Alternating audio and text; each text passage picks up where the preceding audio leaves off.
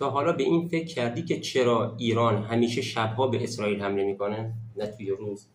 شاید در ظاهر یه ساده باشه، ولی وقتی دقیق‌تر نگاه کنیم میفهمیم که پشتش کلی محاسبه و استراتژی و هوشمندانه خوابیده. چون توی دنیای امروز جنگ فقط با اسلحه و موشک نیست، با فکر و روان هم جنگیده میشه. اول از همه از دید نظامی شب یه برگ برنده است برای ایران. توی تاریکی سیستم‌های پیشرفته دفاع هوایی اسرائیل دیگه اون دقت بالا رو ندارن. رادارهاشون سخت‌تر میتونن موشک‌ها یا پهپادهای کوچک رو تشخیص بدن.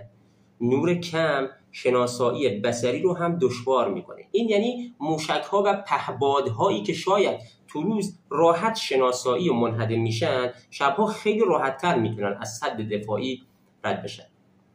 ولی ماجرا به همینجا در واقع ختم نمیشه. ایران معمولا از یه تاکتیکی استفاده میکنه به اسم اشباع دفاعی. یعنی چی؟ یعنی چیکار میکنه؟ یعنی یه دفعه حجم زیادی از موشک‌ها به پهپادها رو همزمان شلیک میکنه. اینطوری سیستم دفاعی دشمن گیج و خسته میشه، نمیدونه کدومو بزنه، کدومو رها کنه و در نهایت بعضی از حمله‌ها به هدف میخورن، کما که ما دیگه شبای قبل هم دیدیم. حالا این وسط یه نکته مهمتر هم هست. جنگ روانی. ایران میدونه که شب بهترین زمان برای اثرگذاری روی ذهن مردمه.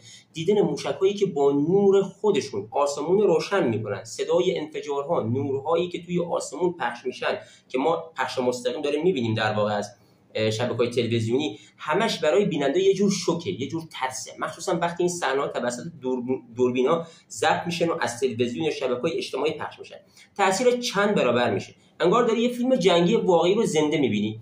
هر انفجار یه پیام مستقیمه، ما اینجاییم و میتونیم بزنیمت آقای اسرائیل. حالا این حمله ها فقط برای تخریب یه هدف نظامی نیستن، بلکه برای انتقال یه پیام سیاسی و روانیه. ایران میخواد بگه که قدرت داره، میتونه ضربه بزنه و میدونه که چجوری این کارو با کمترین هزینه و بیشترین اثرگذاری انجام بده.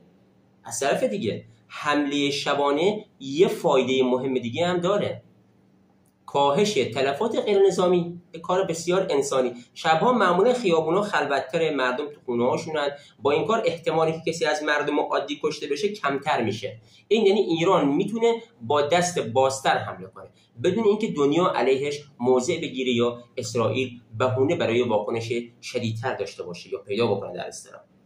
در نهایت میشه گفت که حمله شبانه فقط یه تاکتیک نظامی نیست، یه حرکت چند لایه‌ایه که هم بعد فنی داره، هم رسانه‌ای داره، هم روانی و سیاسی.